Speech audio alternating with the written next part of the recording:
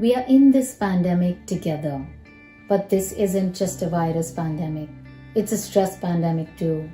Whether we show it or not, we're all in some degree of shock, disbelief, and panic. Age doesn't just distinguish our susceptibility to the virus. Our sensitivity to stress because of the virus is also different. That is why focusing on how this is affecting children emotionally is very important. Children don't say they're stressed, they show it. Some get defiant, others get controlling, most feel lonely, and many get clingy. They're demanding more screen time as there's nothing else to do. They're fussing about limited food variety and that they cannot meet their friends. As if this lockdown is punishment. Most aren't studying because exams have been deferred. Children's lives are losing structure and their well-established ecosystems seem to be crumbling. And if children continue to perceive it that way, it won't be good for their emotional health in the longer run. But how are we adults reacting? We tend to yell at them a little bit more easily. Parents are humans too and cannot always be patient. They're working 8 to 10 hours a day from home, not getting their own personal time or space. Yet, we need to understand that kids don't have the internal resources that we adults do to manage this level of frustration. We need to do something about this behavior, not just reprimand it. Get an emotional thermometer and then use it to check your child's emotional temperature. Can you tell when kids are worked up and frustrated? That is the time they will not listen to you. Take some time out. Say that you won't discuss anything while they are worked up. Lower their emotional temperature and then talk about setting house rules. But also use that thermometer to watch your emotional temperature. This really means take a look at how you are behaving as a parent. Parents are not immune to stress. We may not even be aware of it because we aren't used to this kind of worry. Conversations about the pandemic need to be held privately because kids are always listening but do not know how to process what they hear. We need to pause and regulate our own emotions to then understand what is driving stress in our kids. If we panic, then they are going to panic. Set a routine because kids need a systematic life no matter what.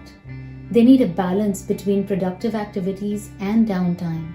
It's important that they have a schedule in place and that they follow it because that is what makes life feel normal.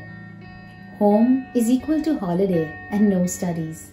But now normal has a new definition. Parents and kids can make daily activity charts that include homework, studies, exercise, games, phone calls, and video games too. Everything needs to be balanced. This keeps children engaged and enthused to do the right thing. Find a way to expel their excess energy. These days, kids cannot expend energy through outdoor activity and play, so they may get hyperactive and impulsive. Indoor exercises, skipping, hula hooping, spot jogging, aerobic with music, family Zumba are all inexpensive and easy options. Maybe kids can do it on a group video with their friends by fixing an exercise hour. Set a food routine for kids and everyone really. In these lockdown days, many people are eating anything at any time. It's true, in times of stress, we turn to comfort foods rich in carbohydrate and fat, like desserts, pasta, rice, noodles, cookies, biscuits, and so much more. These are easily available and quick to cook too, but they don't do well for children, especially since they're not moving out much either. Kids eat because they're bored or frustrated. Setting regular meal times and making a food timetable helps keep a routine inside the body. We need a mix of healthy foods as well as fun foods. When kids follow a food routine, their bodies and minds will adapt to other routines well too. Manage media consumption. Overconsumption of media is a lot worse than overeating food. Either the kids are binging on coronavirus news or they're overdoing other sites and apps to distract themselves from reality. We need to ensure digital discipline. Allow kids to maintain healthy social connections via technology, but set restrictions on any mindless scrolling. We need a digital timetable too. Grow as a family.